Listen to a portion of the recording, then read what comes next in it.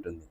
అంటే అమ్మవారు కుడి కాలుని ఇలా కింద పెట్టేసి, ఎడమ కాలుని ఇలా లేపి, సగం ఇలా తిప్పేసి ఉంటుంది. తన యోనిని కంప్లీట్‌గా మూసేసి అంటే మూసే విధంగా, కవర్ చేసే విధంగా కాళ్ళను ఇలా పెట్టుకొని ఉంటుందనమాట. దాన్ని ప్రత్యాళిడ పోజ్ అంటారు.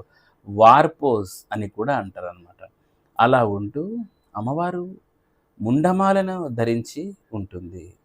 తన శిరస్సును తానే ఖండించుకొని, ఎడమ చేతిలో తన శిరస్సును తానే పెట్టుకొని, కింద ఢాకిని, వర్ణిని ఉంటారనమాట.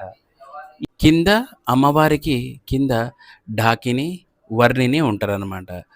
ఢాకిని అందంగాను, వర్ణిని ఎర్రటి కలర్‌లో అంటే రక్త కలర్‌లో ఉంటుందనమాట. ఇక చిన్నమస్తాదేవి కొన్ని కొన్ని ఫోటోల్లో తామర పువ్వులో